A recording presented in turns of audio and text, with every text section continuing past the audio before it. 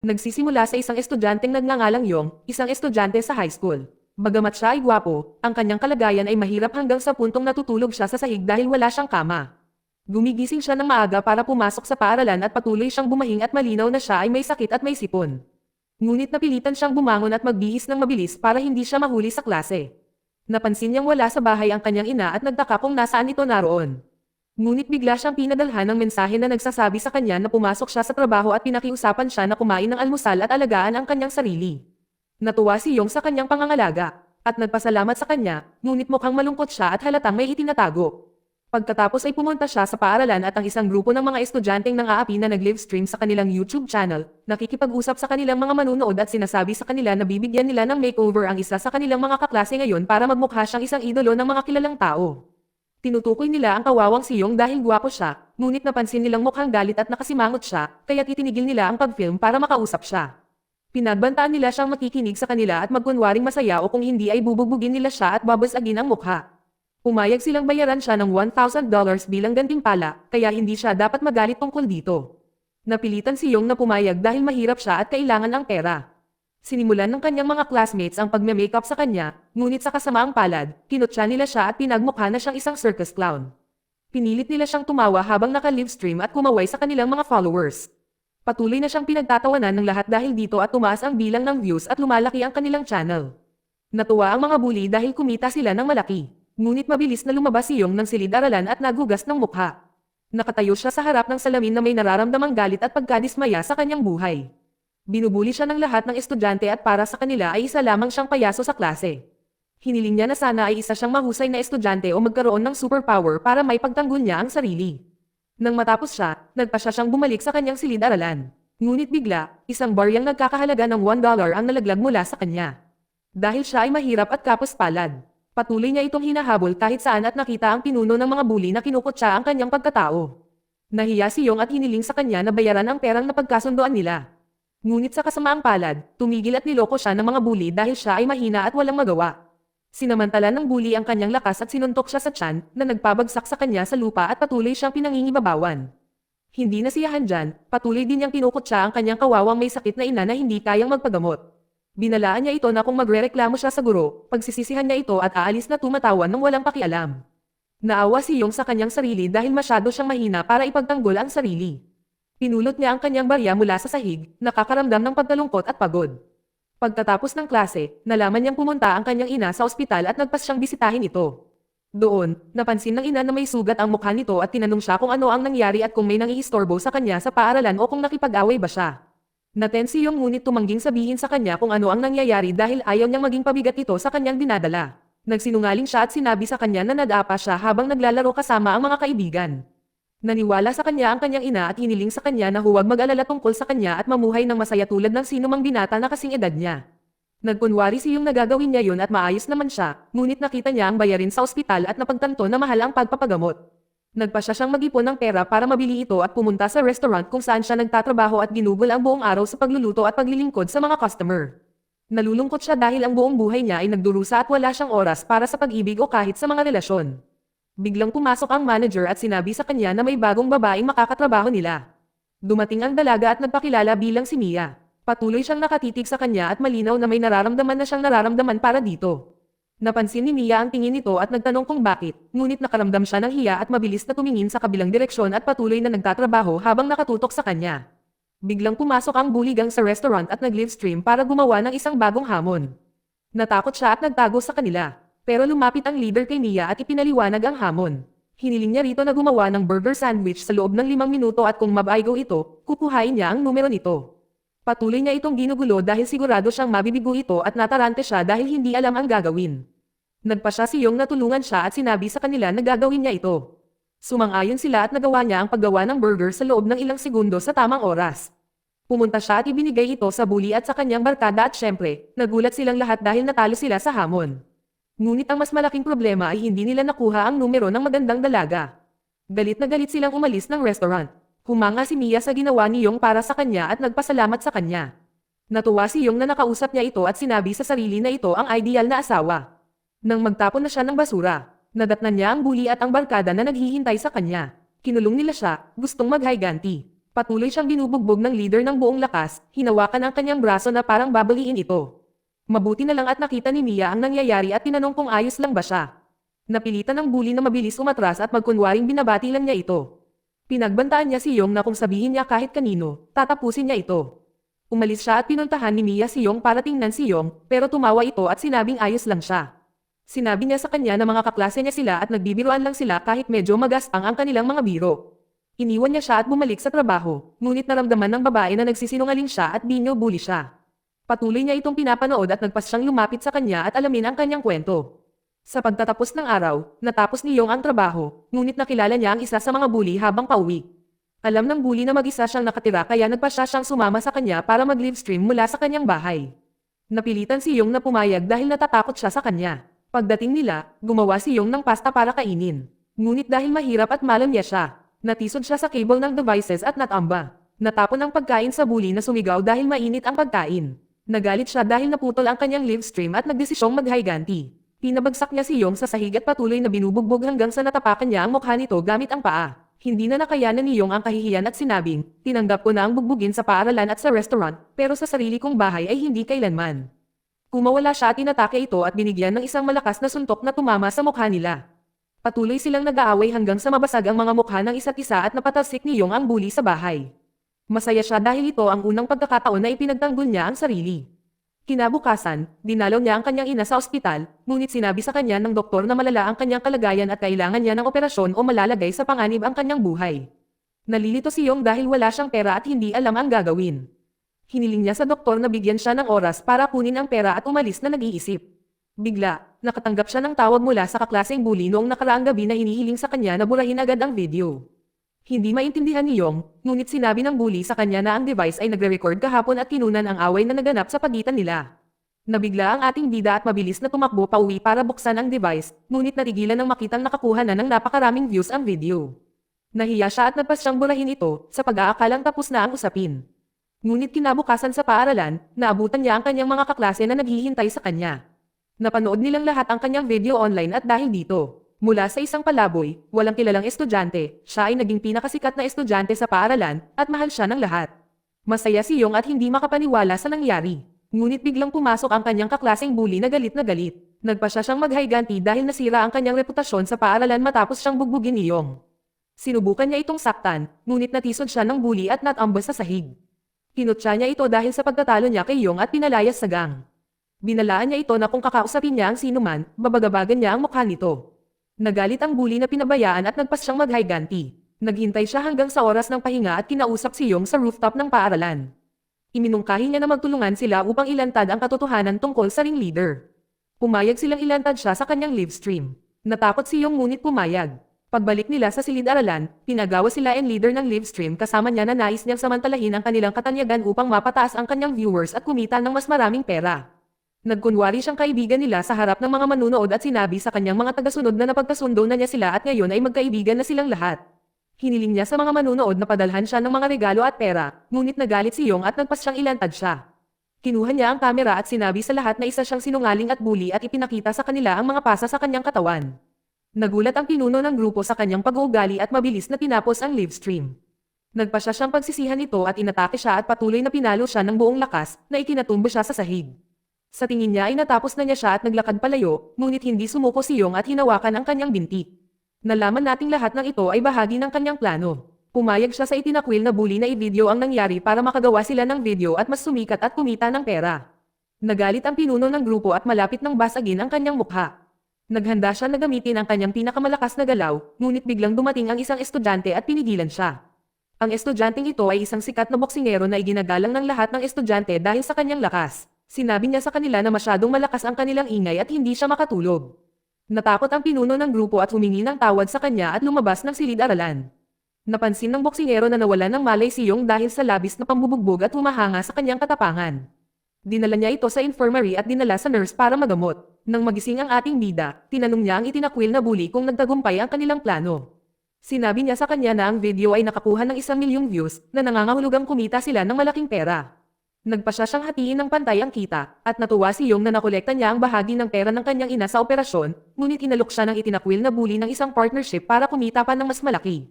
At hiniling sa kanya na gumawa ng mga live stream na matatalo dahil iyon ang pinakagustong panoorin ng mga tao at siya ay mas sisikat at yayaman. Ngunit naalala niya ang kanyang may sakit na ina at napilitang pumayag na gamutin at iligtas ang buhay nito. Masaya ang itinakwil na bully ngunit hiniling niya sa kanya na tiisin ang pambubugbog hanggat maaari dahil mas mahaba ang video, mas malaki ang kikitain niya. Pag-uwi niya, nag-online siya at nanood ng mga video ng boxing para matutong makipaglaban. Nagkataon, nakakita siya ng video ng isang taong nakamaskara na nagsasabing kaya kanyang palakasin. Ngunit tumawa si Yong dahil ang tao ay nakasuot ng chicken mask at inakala niyang baliw siya. Isinara niya ang video at nagpas siyang matulog, ngunit nanaginip tungkol sa pambubuli na kanyang kinakaharap. Nagising siyang gulat na gulat. Nalito siya kung papanoorin ba niya ang video o hindi. Kinabukasan, maaga siyang nagising at takot na pumasok sa paaralan, ngunit nadatnan niya ang pinuno ng grupo na naghihintay kasama ang kanyang barkada. Napanood niya ang kanyang video at hinawakan ito sa binti upang maghayganti at inihagis ito sa hagdan at patuloy na binubugbog ito ng buong lakas hanggang sa muntik na itong mabali sa kanyang buto. Hiniling niya ang kanyang pagsuko o patayin niya ito. Naramdaman ng ating bida ang pagod at malapit na sanang gawin ito, ngunit napansin niyang nagbi-video ang tinatakbuhan na bully, kaya pinilit niya ang kanyang sarili na magtiis. Kailangan niyang makakuha ng mas maraming views at kumita ng mas maraming pera. Pagkatapos ay naging motibado siya at nagpas siyang ipagtanggol ang kanyang sarili. Naalala niya ang video ng nakamaskara at bago pumasok sa paaralan, pinanood niya ito ng seryoso at natutunan na para talunin ang kalaban. Sa sandaling iyon, nagpasya siyang gayahin ang mga galaw at tinakpan ang kanyang mukha upang protektahan ang kanyang sarili. Nagalit ang pinuno ng grupo sa pagiging hamon at umatake ng buong lakas. Sinubukan niyang sumugod, ngunit sa pagkakataong ito ay nakaiwas si Yong sa atake habang nakatayo sa kanyang pwesto. Nagulat ang lahat sa nangyari. Inakala nilang swerte niya ito, ngunit kinumpirma ni Yong na totoo ang mga sinabi ng nakamaskara. Nagpasya siyang sundin ang lahat ng kanyang mga tagubilin at naalala ang sinabi niyang huwag maapektuhan ng suntok, dapat kang lumapit sa iyong kalaban. Tinanggap niya ang suntok, ngunit hindi siya binigyan ng pagkakataon at mabilis na lumapit at tinanggap ang tama mula sa maikling distansya. Sa katunayan, hindi siya naapektuhan at nanatiling nakatayo sa kanyang pwesto. Masaya siya at inakala niyang kaya niyang manalo sa laban, ngunit sa kasamaang palad ay nakalimutan niya ang iba pang mga tagubilin dahil hindi siya nagbibigay pansin sa video. Dahil dito, sinipa siya ng pinuno ng grupo at pinabagsak siya sa sahig at lumapit upang tapusin siya. Naramdaman niya ang kanyang katapusan, ngunit biglang dumating ang isang bagong estudyante at nagkunwaring kinukunan ang nangyayari. Pinagbantaan niya itong urong o ipopost niya ang video online.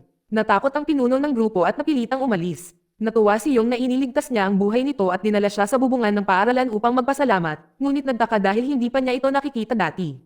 Sinabi niya sa kanya na dati siyang nanirahan sa ibang bansa at kakalipat lang sa paaralan at ang pangalan niya ay Manzo. Pagkatapos ng eskwela, pumunta siya sa restaurant kung saan siya nagtatrabaho at pinapanood ang mga video ng nakamaskara na lalaki at patuloy na ginagaya ang lahat ng mga galaw. Ngunit biglang pumasok ang kanyang kasamahan na si Mia at napahiya siya at mabilis na isinara ang video bago pa niya ito makita. Kinausap niya ang manager at humingi ng pahinga dahil mayroon siyang mahalagang bagay. Tumanggi ang manager dahil marami silang trabaho, ngunit nagpa siya si Mia na tulungan siya at sinabihan siyang magtatrabaho siya kapalit niya. Ibinigay niya sa kanya ang kanyang numero at sinabihan siyang tawagan siya anumang oras na may kailangan siya. Masaya si Yong at mainit na nagpasalamat. Nang matapos siya sa trabaho, sinalubong niya ang bully, ngunit ang tanging naiisip niya ay ang numero ni Mia. Masaya siyang nakuha niya ang numero ng babaeng gusto niya. Bigla, habang papunta siya, nakita siya ng dalawang tao at nakilala siya bilang may-ari ng sikat na Punch Channel. Hiniling nila na magpakuha ng litrato kasama niya. Nagulat si Yong na sumikat siya at pumayag, ngunit lumabas na sila pala ay mga magnanakaw na nagsisinungaling sa kanya. Dinala nila siya sa isang liblib na lugar at sa kasamaang palad ay ninakaw ang kanyang pitaka. Dahil sa pagnanakaw na nangyari sa kanya, nakakuha sila ng maraming views. Hiniling niya sa kanya na lumaban sa mga magnanakaw para kumita pa. Natakot si Yong, ngunit naglakas loob at nagpa siya na gawin ito. Hinabol niya sila hanggang sa makarating siya sa kanilang lugar at hiniling sa kanila na ibalik ang kanyang pitaka. Kinukutya siya ng magnanakaw dahil sa pagiging mahina at hinubad ang kanyang damit para lumaban. Sinimulan ni Yong na alalahanin ang pagsasanay ng taong nakamaskara at natinuruan siyang hindi dapat manatiling nakatayo at dapat umiwas sa bawat atake ng kalaban para mas tumagal siya sa laban at madagdagan ang views, kung hindi ay maaaring matalo siya. Tinakpan niya ang kanyang mukha ng kanyang kamay para protektahan ang kanyang sarili. Tumawa ang magnanakaw at sinubukang umatake, ngunit ginamit ni Yong ang kanyang bilis upang maiwasan ang suntok. Sa katunayan, gumana ang kanyang plano at nagawa niyang harangan ang lahat ng mga pag-atake habang nakatayo sa kanyang pwesto. Sinubukan ng magnanakaw na hampasin siya ng buong lakas, ngunit mabilis na nakalapit si Yong at hinarangan ang suntok tulad ng natutunan niya mula sa video. Dapat ay nasa malapit siyang distansya tulad ng ginawa niya sa pinuno ng grupo dati. Dahil dito, hindi siya naapektuhan at ang magnanakaw ang nasasaktan ng kamay. Nakaramdam ng pagkadismaya ang magnanakaw at napagtanto na hindi siya isang ordinaryong kalaban, kaya't nagpa siya siyang sumuko at ibalik ang kanyang pitaka. Nagdiwang si Yong kasama ang itinakwil na bully at nagpasalamat sa kanyang mga tagasunod sa pag-cheer sa kanya. Sinamantala ni Manzo ang pagkakataon at in-upload ang video sa channel. Dahil dito, mas sumikat sila at mas maraming pera ang dumarating. Masaya si Yong at iminungkahi na hatiin nila ng pantay ang kita, ngunit sinabi ni Manzo na ayaw niya ng pera dahil ginagawa niya ito para sa kasiyahan. Kinabukasan ay binisita ni Yong ang kanyang ina sa ospital at binayaran ang pagpapagamot nito. Tumanggi siyang sabihin dito ang tungkol sa kanilang channel at sinabi rito na nagtatrabaho siya nitong mga nakaraang araw at kumikita ng malaki mula sa kanyang trabaho, ngunit napansin niyang napunit ang jacket nito kaya nagpa siya siyang bilhan ito ng bago. Bigla, habang nasa daan, nagpadala sa kanya ng mensahe ang kanyang kasamahan na si Mia na humihiling na makausap siya. Nagulat siya at nagpas siyang isuot ang kanyang pinakamagandang damit at nakipagkita sa kanya.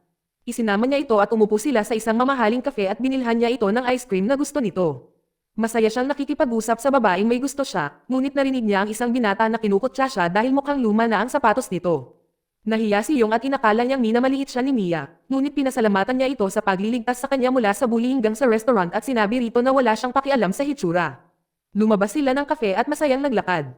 Nagkataon, nakasalubong nila ang kanilang kaklase na boksingero na nagpas siyang sumama sa kanila. At lumabas na siya pala ang matandang kaibigan ni Mia. Nang marating nila ang dalampasigan, napansin ni Yong na nagbibiroan sila ng magkasama. At natural na nakaramdam ng selos. Pakiramdam niya ay wala siyang lugar sa kanilang dalawa at nagpas siyang umuwi na. Nagkunwari siyang masakit ang kanyang mga paa at umalis na nalulumbay, ngunit biglang lumitaw ang itinatakwil na bully mula sa likuran niya dahil nag-film siya. Sinabi niya sa kanya na laman ng mga tagasunod na may nararamdaman siya para kay Mia at hiniling sa kanya na maging matapang at magtapat sa kanya. Tumanggi si Yong dahil natatakot siyang itanggi siya nito. Sinabi niya tiyak na pipiliin niya ang boksingero dahil malakas at matapang ito habang siya ay mahina at binyo-bully ng lahat. Ngunit nagalit ang kanyang kasama at hinawakan siya sa damit at sinabing dapat niyang subukan at patuloy na hinihikayat siyang bigyan ang sarili ng kumpiyansa. Naantig si Yong sa kanyang mga salita at nagpasalamat sa kanya sa pagtangkilik sa kanya at niyakap siya. Nangako siyang gagawin niya ito, iniwan siya, at tumakbo hanggang sa marating niya si Mia. Hiniling niya na makausap ito at naghanda upang ipagtapat ang kanyang nararamdaman, ngunit napansin niya na ang tinakwil na bully ay nakahiga sa lupa. Siya ay naguluhan at inakala niyang nagbe-video lang, ngunit nang makalapit siya, nagulat siya nang makitang sugatan at duguan ito. Tinanong niya kung sino ang gumawa nito sa kanya, at ang tinakwil na bully ay nagtanong ng isang kahilingan. Bigla, dumating ang gang leader kasama ang kanyang barkada at pinabagsak sila sa lupa at nagpas siyang bugbugin sila. Sinubukan ng kaibigan ng boksingero na tawagan ang pulis, ngunit pinigilan siya ng leader at pinalibutan siya ng kanyang barkada at hinawakan.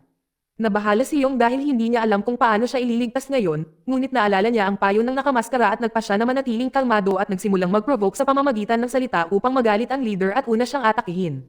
Nagsisimulang maalala ni Yong ang mga alaala ng kanyang paaralan. Kung gaano siya kaduwag at kung paano siya palaging binyo-bully hanggang sa dumating ang pagkakataon na magbago siya. Ngunit sa kasamaang palad, hindi niya ito nagamit dahil mahina siya.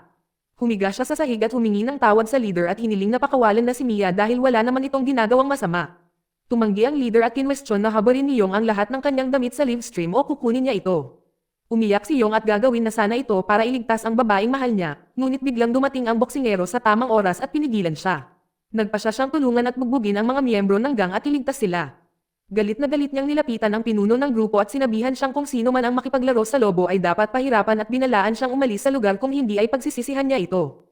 Natatakot ang pinuno ng grupo dahil alam niyang hindi niya matatalo ang isang taong napakalakas kaya napilitan siyang tumakas. Natutuwa si Yong na ligtas si Mia ngunit napahiya dahil nakita niya ito sa kahihiyan. Hindi niya mapigilan ang sarili at patuloy na umiiyak. Naaawa siya sa kanya at gusto sanang aluan siya ngunit pinigilan siya ng boksingero dahil umuulan at hinilayo siya. Kinabukasan sa paaralan, nagpa siya ang pinuno ng grupo na mag-livestream, ngunit sa pagkakataong ito ay ipinakita niya ang kanyang tunay na pagkatao at sinimulang bugbugin ang mga mahihinang estudyante. Sinunggaban niya ang tinalikuran na bully at kinutya ito sa harap ng mga tagasunod at sinabing naiintindihan na niya ngayon. Lahat ay takot sa kanya at walang makakapigil dahil alam nilang malakas siya. Tumingin ang tinalikuran na bully sa camera para hilingin kay Yong na iligtas siya. Natatakot ang tinakwil na bully ngunit naalala niya ang mga sinabi ng kanyang ina nang sabihin nitong itinuturing siya ni Yong na isang kaibigan. Umiiyak siya at binalaan siyang huwag lumapit dahil nanganganib ang kanyang buhay. Nagalit ang pinuno ng grupo at nagpas siyang ibagsak siya sa sahig. Ngunit biglang dumating si Yong at pinigilan siya. Natuwa ang pinuno ng grupo na makita siya sa pag-aakalang magmamakaawa ito. Ngunit tumanggi ang ating bida at nagpas siyang maghiganti. Hiniling niya sa kanyang kasama na kunan ng video ang mangyayari ng live at isulat ang pamagat ng video. Naghanda siya na labanan ang pinuno ng grupo, ngunit sa pagkakataong ito ay nanunood siya ng isang bagong video mula sa taong nakamaskara at natuto ng malalakas na galaw. Nalaman din natin na sa mga nakaraang araw, gumagawa siya ng mahihirap na ehersisyo upang mapataas ang kanyang tibay. At bigyan ang kanyang sarili ng mas maraming enerhiya sa panahon ng mga laban at patuloy din na kumakain ng marami upang palakasin ang kanyang mga kalamnan. Nagpasya siyang gamitin ang lahat ng kanyang natutunan at itinakip ang kanyang kamay sa kanyang mukha upang protektahan ang kanyang sarili. Sinubukan ng leader na umatake, ngunit ginamit ni Yong ang kanyang pagsasanay at patuloy na umiiwas gamit ang kanyang bilis at naiwasan din ang lahat ng suntok. Nagalit ang ringleader dahil hindi niya ito maabutin at sinimulang basagin ang lahat ng bagay sa paligid niya hanggang sa mahawakan niya ito at maitambol sa sahig. Natuwa si Yong na pinukaw siya nito, at nawalan siya ng focus. Sinamantala niya ang pagkakataon at naghanda na umatake sa pagkakataong ito. Sinimulan niyang suriin ang mga galaw ng leader at napagtanto na ang kanyang kahinaan ay ang kanyang mga binti. Nagpasya siyang puntiryahin ang mga ito at lumapit at tinamaan ang mga ito ng buong lakas. Nagulat ang mga estudyante sa nangyari. Sinubukan ng leader na umakto ng maayos sa harap niya, ngunit naramdaman niyang sumakit ang kanyang binti. Nagalit siya at nagpasyang pagsisisihan ito at umatake ng buong lakas. Ngunit hinaranggan ni Yong ang lahat ng kanyang pag-atake at patuloy na tinatamaan ang kanyang mga binti ng paisa-isa, gusto siyang itumbas sa sahig. Ngunit ang pinuno ng grupo ay may kakaibang lakas at tiniis ang sakit hanggang sa hinawakan niya si Yong sa buhok at nagsimulang magbigay ng mabilis at malalakas na suntok sa lahat ng bahagi ng kanyang katawan. Si Yong ay nahihilo at sa kasamaang palad ay natambol sa sahig. Sinabi ng pinuno ng grupo na malapit na ang kanyang katapusan. Nagalit si Yong at nagsimulang maalala ang kanyang mga alaala sa paaralan. Nalaman natin na siya ay dating masaya at namumuhay ng mapayapa hanggang sa lumipat ang pinuno ng grupo sa kanyang klase at sinimulan siyang bugbugin at apihin. Hindi may pagtanggol ang kanyang sarili. At dahil dito ay naging isang itinapon na estudyante na walang mga kaibigan na hindi na gustong pumasok sa paaralan. Nagising siya mula sa kanyang mga iniisip at nagpasyang baguhin ang kanyang buhay at maghayganti sa pinuno ng grupo. Tumayo siya ng maayos at sinabi sa kanya na hindi na siya natatakot dito tulad dati. Nagalit ang pinuno ng grupo at sinubukan niyang umatake muli ng buong lakas, ngunit natisod dahil nasugatan ang kanyang binti. Nagpasya si Yong na samantalahin ang pagkakataon at ginamit ang kanyang sikretong galaw, ibinuhos ang mapangahas na suntok sa bukas na bahagi at itinumbo siya sa sahig, tinalo siya at nabasag ang mukha.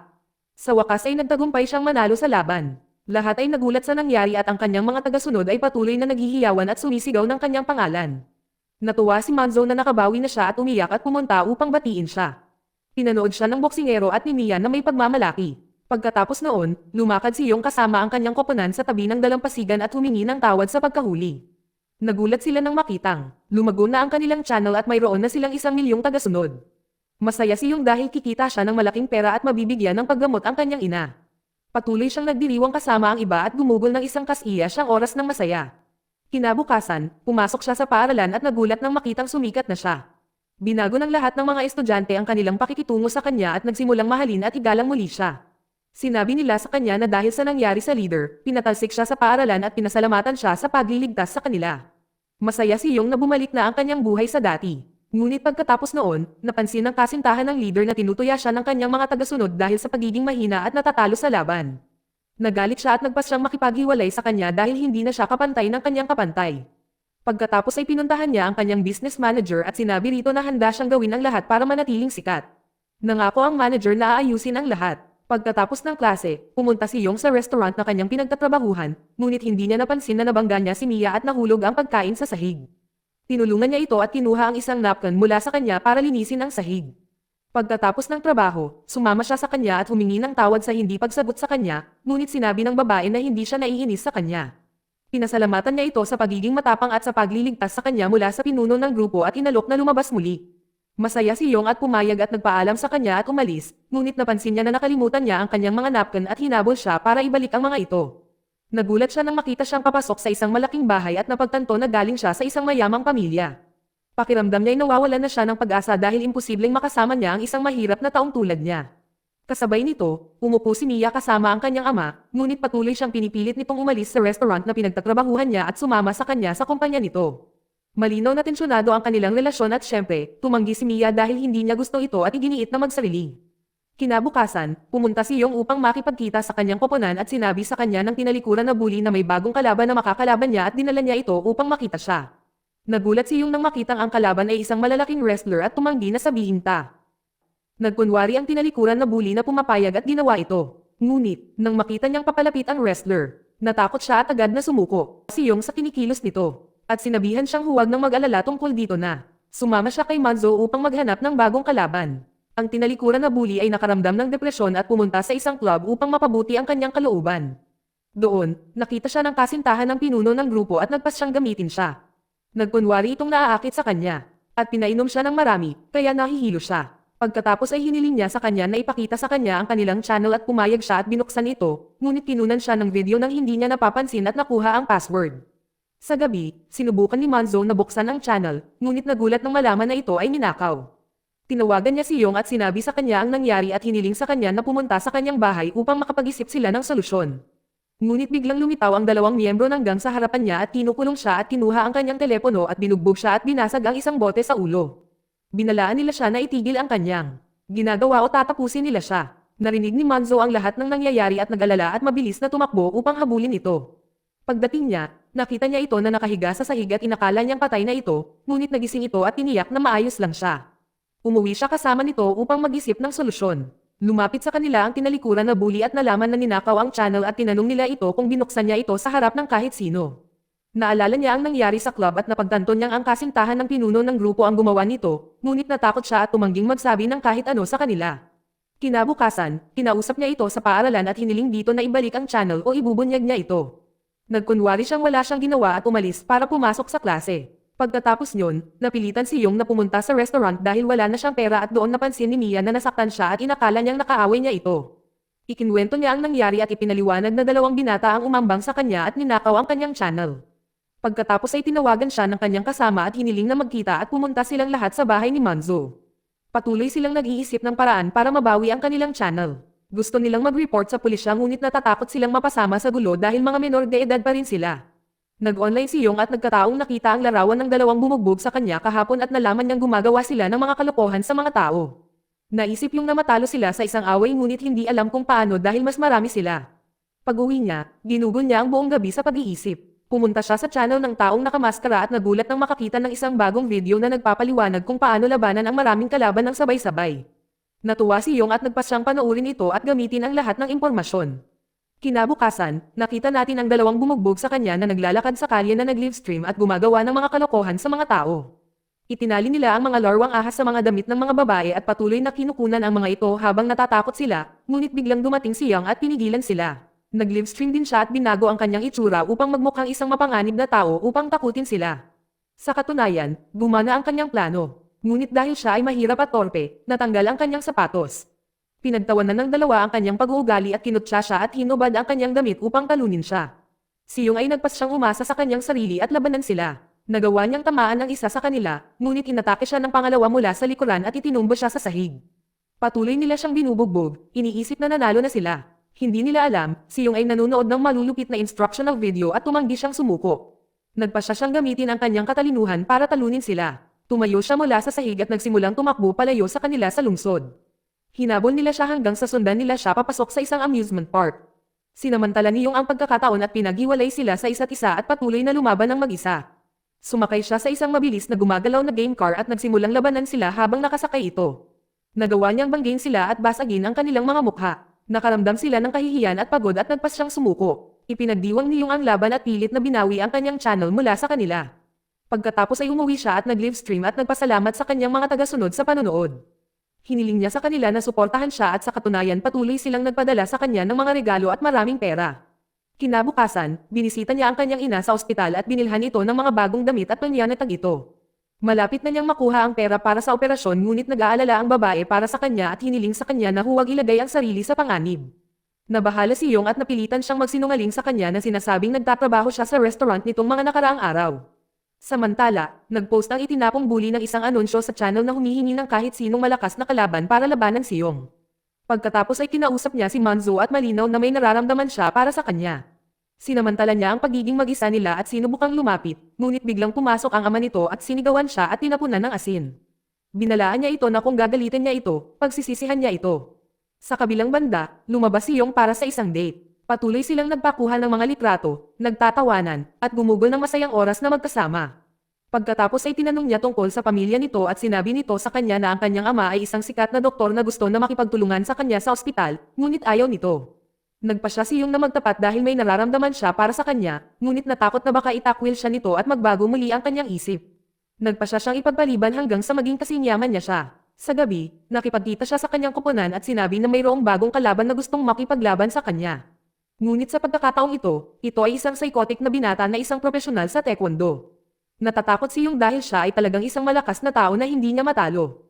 Nagpa siya siyang tumanggi sa laban. Ngunit hinintay sila ng baliw pagkatapos ng klase at hiniling kay Yung na labanan siya o tatapusin niya ang kanyang mga kaibigan. Inatake niya ang isa sa kanila at itinumba ito sa sahig at patuloy na binubugbog. Sinubukan ni Yung na pigilan siya, ngunit naiwasan ng baliw ang kanyang atake at pinatalsik siya at patuloy na binubugbog ang tinakbuhan na bully at si Manzo sa harap ng kanyang mga mata. Pakiramdam ni Yung ay nasa panganib ang kanilang buhay at napilitan siyang tanggapin ang laban. Dinala niya ang tinakwil na bully sa ospital at humingi ng tawad dahil hindi nila siya maprotektahan. Pagkatapos ay umuwi siya at ginugol ang buong gabi sa pag-iisip kung paano mananalo sa laban. Alam niyang wala siyang pag-asa dahil ang baliw ay isang profesional sa taekwondo at lahat ng kanilang laban ay umaasa sa mga binti at sa malapit na distansya ay maaari silang masira gamit ang kanilang mga kamay. Kinabukasan, pinuntahan niya ang baliw at hiniling dito na bigyan siya ng 1 buwan para magsanay at maging handa para makalaban siya. Tinupot siya ng baliw dahil mahina ngunit pumayag dahil tiwala siya sa kanyang lakas. Sinabi niya rito na hihintayin niya ito sa appointment ngunit hindi magpapakita ng awa. Masaya si Yung at nagpas siyang huwag mag-aksaya ng oras. Pumunta siya sa restaurant na pinagtatrabahuhan niya at humingi ng 1 buwang pahinga sa manager. Narinig siya ni Mia at napagtanto niyang may plano siyang pumasok sa isang bagong laban. Pinuntahan niya ito upang palakasin ang loob at sinabi rito na may tiwala siya rito. Natuwa si Yung sa mga sinabi nito at nagpasalamat dito. Sa wakas ay nagpa siya siyang umamin dito pagkatapos manalo sa laban. Iniwan niya ito at pumunta sa kanyang kaklase, ang boksingero, at humingi ng payo dahil ito ang makakapagsabi sa kanya ng lahat tungkol sa taekwondo. Sinabi sa kanya ng boksingero na dapat iwasan niya ang mga atake dahil ang baliw ay mabilis at malakas at pinayuhan siyang umalis dahil hindi niya ito magagawa sa loob ng 1 buwan. Ngunit ayaw sumuko ni Yung. Pag-uwi niya, nagsimula siyang mag-ensayo at biglang nakatanggap ng notification mula sa nakamaskarang taong nagsasabing may bagong video na na-upload na. Masaya siya at nagpa siya na panoorin ito at sundin ang lahat ng mga tagubilin. Dahil ang pamagat ng video ay kung paano talunin ang taekwondo. Parang sinusundan ng taong ito ang ating bayani at hindi ang kabaligtaran. Lumipas ang 1 buwan at sa wakas ay dumating ang araw ng laban. Nakita natin ang ating bayani na may kumpiyansa at pinuntahan niya ang baliw ayon sa napagkasundoan. Ngunit nang makita niya ito, sinabi niyang ang pagtakbo ay kalahati ng katapangan at tumakbo palayo sa kanya. Naguluhan ang baliw ngunit patuloy siyang hinabol hanggang sa sumunod siya kay Yung sa isang banyo. Doon, hinihintay siya ni Yung at sinabuyan ng tubig at binasa ang kanyang mga damit. Ito ay bahagi ng kanyang plano na subukang pukawin siya at sa katunayan ay nawalan ng init ang ulo ng baliw at nagpas siyang umatake ngunit nadulas. At muntik nang matambo sa sahig dahil puno ng tubig ang buong lugar. Natawa si Yung dahil plinano niya ito at nakasuot ng sapatos na hindi tinatablan ng tubig. Sinamantala niya ang pagkakataon at nagpas siyang umatake ng buong lakas at nagawang patambo siya sa sahig at magbigay ng isang malakas na suntok. At gaya ng alam natin, tinamaan niya ito at binasag ang mukha ng sino mang lumapit sa kanya. Naalala niya ang pagsasanay ng nakamaskara at hinawakan ang leeg ng baliw upang sakalin ito at pasukahin at pabagsakin. Akala niya ay mananalo siya sa laban, ngunit sa kasamaang palad, hinubad ng baliw ang kanyang sapatos at kumawala sa kanya. Nagpa siya siyang pagsisisihan ito at sinipa ito gamit ang kanyang binti na nagpatamboy sa kanya. Lumapit siya na alam na malapit na ang kanyang katapusan. Natakot ang ating bida at hindi alam ang gagawin. Umupo ang baliw sa tabi niya na nagpapaalala sa kanya ng isang taong kilala niya. Isang flashback ang nagpapakita na minsan niyang nakita ang mga bully na binubugbog ang isang walang magawang estudyante at naawa siya dito at nagpas siyang tulungan ito. Nilabanan niya silang lahat at binugbog. Binasag ang kanilang mga mukha at tinalo silang lahat sa loob ng wala pang segundo. Walang sino man ang makakahawak sa kanya. Sa sandaling iyon, hinangaan ng walang magawang estudyante ang kanyang lakas at patuloy na sumunod sa kanya upang magpasalamat at hiniling na sanayin siya sa pakikipaglaban upang maipagtanggol niya ang kanyang sarili. Napilitan ang baliw na pumayag upang maipagtanggol ang kanyang sarili. Ngunit nalaman niyang ang estudyante ay nakipag-away ng mag-isa sa bullying gang at sa kasamaang palad ay binugbog at pinatay siya ng mga ito. Mula noon ay nakaramdam siya ng pagkakasala. Nagising siya mula sa kanyang mga alaala at hiniling kay Yung na sumuko o tatapusin niya ang kanyang mga kaibigan at hahampasin ang kanyang binti upang sumuko siya at umatras. Ngunit ang ating bayani, na tumangging gawin ito, ay nagpumilit na ipagpatuloy ang laban hanggang sa huli. Tinitiis niya ang sakit at bumangon upang subukang protektahan ang kanyang mga kaibigan. Nagalit ang baliw at nagpas siyang gamitin ang kanyang lihim na galaw at umatake ng buong lakas. Ngunit sa pagkakataong ito, naiwasan ito ni Yung. Tumalon siya ng mataas at hinawakan siya sa leeg at bumagsak sa sahig at patuloy na sinakaw siya hanggang mawalan siya ng malay. Kinukunan ng palabas na bully ang nangyayari at humanga ang mga tagasunod sa kanyang mga kasanayan, kung paano siya nagbabago mula sa isang mahina at walang magawa na estudyante patungo sa pinakamalakas na estudyante at patuloy nila siyang hinihiyaw at sinisigaw ang kanyang pangalan. Ngunit napansin natin na tumatawa ang baliw at naging malinaw na hinayaan niya ang kanyang sarili na matalo. Dahil pinaalalahanan siya ni Yong ng kanyang kaibigan na namatay sa harap ng kanyang mga mata. Nalaman natin na nilabanan niya ang ating bayani para itigil niya ang pakikipaglaban at isara ang channel dahil natatakot siyang masaktan ng mga bully at leader ng grupo. Ngunit ngayon nakumpirma niya na malakas si Yong hindi tulad ng kanyang kaibigan na namatay at kaya ipagtanggol ang kanyang sarili. Nang magising siya, binigay niya ang kanyang relo bilang regalo at nagpaalam at umalis. Sa oras na iyon, nanonood si Mia ng live stream at masaya. Ligtas si Yong, ngunit biglang pumasok ang kanyang ama at nakita siya. Napagtanto niya na may nararamdaman siya para sa ating bayani at nagalit at hiniling sa kanya na lumayo sa kanya dahil natatakot siya para sa kanya. Sabi niya isa itong kawawang estudyanteng bullying at walang magawa at mabuti na lang at wala kang kinalaman sa kanya sa simula pa lang. Kasabay nito, nakaupo si Yong kasama ang kanyang team sa bahay at nagulat nang makita na mas lumago pa ang channel at umabot na sa 2 milyon ang kita. Masaya siya dahil 1 na lang milyon ang kailangan niya para makolekta ang gastos sa operasyon ng kanyang ina. Kinabukasan, pumasok siya sa paaralan ng may kumpiyansa at nagulat nang makita ang lahat ng estudyanteng naghihintay sa kanya. Patuloy nila siyang kinukunan ng video dahil isa na siyang sikat na estudyante. Para sa kanila, isa siyang gwapong estudyante na hindi matatalo sa away. Masaya siya na nagbago ang kanyang buhay at wala nang nang-aapi sa kanya. Pumunta siya para magdiwang kasama ang kanyang team at pumunta sila sa amusement park at sinubukan ang lahat ng laro at patuloy na naglalaro at nagbibiruan. At gumugol ng masayang oras na magkasama na parang magkakapatid. Pagkatapos, pumunta sila sa mall para bumili ng mga bagong damit at iminungkahi ng palaboy na bully na bumili ang ating bida ng mga bagong sapatos para magmukhang maganda siya sa harap ni Mia. Ngunit tumanggi siya dahil mahal ang mga ito at nagpas siyang mag-ipon ng pera para ibili ng bagong jacket ang kanyang ina. Dinalo niya ito sa ospital at natuwa ang kanyang ina sa pag-aalaga nito at nagpasalamat. Pumunta rin siya sa restaurant para salubungin si Mia ngunit nang dumating siya ay sinabihan siya ng manager na umalis na ito. Nagulat siya at sinubukang tawagan ito ngunit hindi ito sumasagot. Nalaman natin na nakinig siya sa kanyang ama at nagpas siyang lumayo sa ating bida kapalit ng libreng pagpapagamot ng kanyang ama sa kanyang ina. Nakita niya itong naghihintay sa kanya sa harap ng bahay ngunit tumanggi siyang makipagkita sa kanya. Naalala niya ang kanyang mga lumang alaala noong bata pa siya at nalaman natin na kapitbahay pala niya ito. Isang araw, nawala ang kanyang metal sa parke at umupo siyang umiiyak ngunit pa niya natag siya ni Yong at sinabing hindi siya matutulog hanggat hindi niya ito natatagpuan. Patuloy niya itong hinanap hanggang ibalik niya ito sa kanya. Mula sa sandaling iyon, may nararamdaman na siya para sa kanya. Nagising siya mula sa kanyang mga alaala at patuloy na umiiyak. Mahal niya ito at hindi makaupo sa tabi nito. Hindi niya makatingin sa mga mata nito. Napilitan siyang lumayo sa kanya para sa sarili nitong kapakanan. Kinabukasan, nakilala ni Yong ang kanyang mga kaibigan at sinabi sa kanya ng palaboy na bully na nakatanggap siya ng alok mula sa isang sikat na YouTuber na lumahok sa isang fighting tournament. Nalungkot ang ating bida na hindi sumasagot si Mia, ngunit napilitan siyang pumayag dahil kailangan pa rin niya ng pera para makumplito ang operasyon ng kanyang ina. Sumama siya sa kanyang koponan upang makilala ang sikat na YouTuber, ngunit nagulat sila na gusto nitong bilhin ang kanilang channel. Siyempre, tumanggi sila at umalis. Sa oras na iyon, nakilala ng doktor ang ina ni Yong at ipinakita sa kanya ang kanyang mga video. Sinabi niya sa kanya na kumikita siya ng pera mula sa mga away na ginagawa niya at hiniling dito na ilayo siya sa kanyang anak na babae. Gagawin niya ang operasyon nito ng libre. Nagulat ang kanyang ina ngunit humingi ng tawad at sinabing hindi niya maaring makialam sa buhay ng kanyang anak.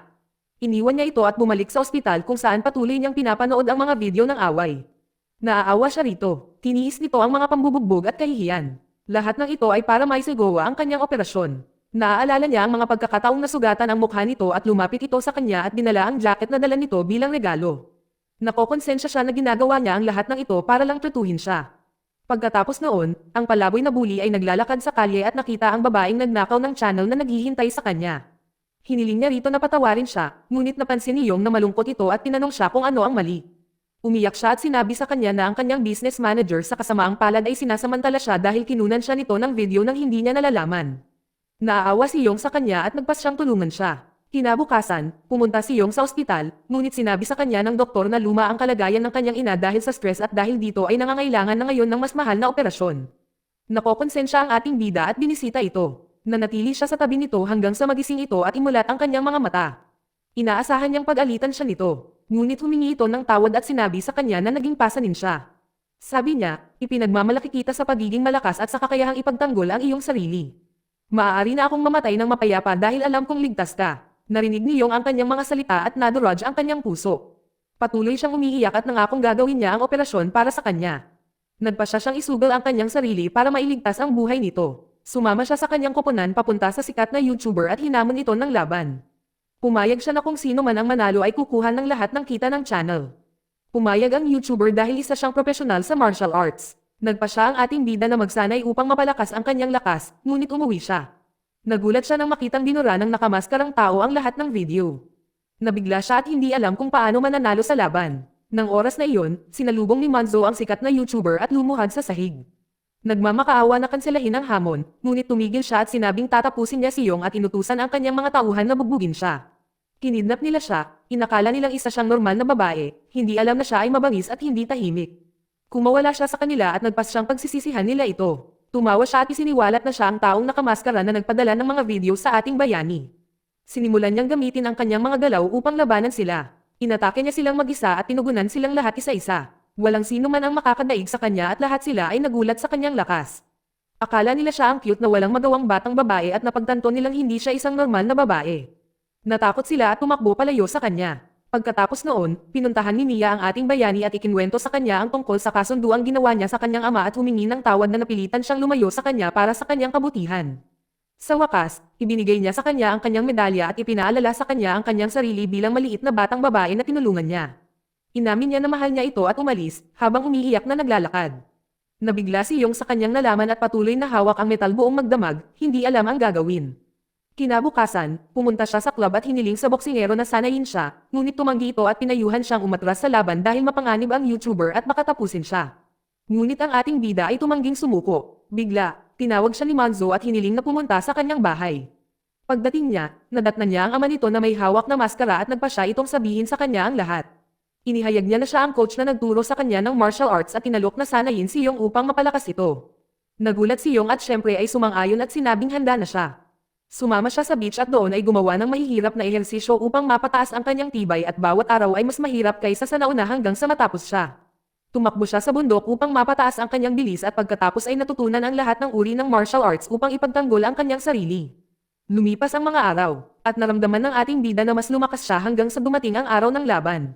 Nagpa siya siyang dalawin ang kanyang ina sa hospital upang tingnan ito. Umiiyak ang kanyang ina dahil ginagawa niya ang lahat ng ito para sa kanya at hiniling dito na alagaan ang sarili. Ngunit nangako si Yong na mananalo siya sa laban at gagamutin ito. Iniwan niya ito at naghanda. Nadatnan niya si Manzo na naghihintay sa kanya at pinalakas ng kanyang loob ang loob niya. Sinasabing sigurado siyang mananalo ito dahil tumanggi siyang kahit batiin ang ating bayani at tinutya ito. Sinasabing hindi siya magpapakita ng awa. Ngunit alam ni Yong na gusto niya itong pukawin at sinubukan na kontrolin ang kanyang init ng ulo. Nang magsimula ang laban, sumalakay siya ng buong lakas, ngunit nagulat na madali lang hinaranggan ni Yong ang lahat ng kanyang suntok. Napagtanto niyang mayroon siyang kakaibang lakas. Patuloy na naghihiyawan ang mga tao sa YouTuber at sinisigaw ang kanyang pangalan. Lahat ay tumaya na siya ang mananalo. Si Yong ay natense at pakiramdam niya ay nag-iisa dahil walang sumusuporta sa kanya. Ngunit sa sandaling iyon, nag-livestream si Mia at inamin sa harap ng lahat na mahal niya ang ating bayani. Sinabi niya sa kanila na matapang ito at laging ipinagtatanggol siya, isang tunay na bayani, at hiniling sa mga tao na tumayo sa tabi niya at suportahan siya. Sa katunayan, lahat ay naantig sa kanyang mga salita at naniwala sa kanya, at nagpa siya silang mag-cheer sa kanya. Nang magsimula ang ikalawang round, napansin ng ating bayani na maraming tao ang nanunood sa kanya at patuloy na nagpapadala sa kanya ng mga regalo at pera dahil nagtitiwala sila sa kanya. Naging motibado siya at nagpas siyang lumaban ng buong lakas at inatake ang YouTuber habang patuloy itong sumasayaw sa harap niya at tinukot siya. Nagpa siya ang ating bida na gamitin ang pagsasanay na natutunan niya at nagbigay ng mapagpasyang suntok sa pagkakataong ito. Ngunit dahil dito, nagalit ang YouTuber at nawalan ng kontrol sa sarili at sa kasamaang palad ay patuloy na sinasaktan ang ating bida hanggang sa nabasag niya ang mukha nito at natambol sa sahig. Akala niya ay nanalo na siya, ngunit hindi alam ng ating kawawang bida ang kahulugan ng pagsuko. Mabuti na lang at natapos ang round sa tamang oras. Nagpahinga si Yong at sinubukan ng kanyang team na kausapin siya at hiniling na sumuko ng maayos dahil natatakot sila para sa kanya. Ngunit tumanggi siya at iginiit na magpatuloy kahit na iyon na ang kanyang katapusan. Nagsimula na ang huling round at patuloy niyang nilalabanan ang YouTuber at naalala ang kanyang mga alaala. Naalala niya ang mga mahihirap na sandaling pinagdaanan niya sa pagkakataong ito. Sinubukan niya itong sakalin para sumuko at sumuko, ngunit hindi naapektuhan ang YouTuber. Nagpa siya siyang gamitin ang kanyang sikretong galaw at hinampos ito at napatumba sa sahig. Nagsimulang magbilang ang referee at inakala ng lahat na natalo na ang ating bida. Ngunit dumating si Mia sa tamang oras at tinawag ito. Mula sa gitna ng lahat ng ingay, narinig siya ni Yong at nagkaroon ng motibasyon. Nagpa siya siyang magpatuloy at nagawang bumangon bago matapos ang countdown. Ngunit sa pagkakataong ito, hindi niya kayang matalo dahil pinapanood siya mismo ni Mia. Inatake niya ang YouTuber na galit at kinokontrol siya ng galit. At gaya ng alam natin, nagbigay siya ng isang mapaminsalang suntok at ang YouTuber na nag-aakalang siya ang lalaki ay natamba na parang pasang nasa harap niya. Sinaktan niya ito at sinuntok ang mukha ng sino mang lumapit sa kanya at napatumba ito sa sahig. Nagtagumpay siya na manalo sa laban. Dito nagtatapos ang kwento. Salamat sa panonood kaibigan.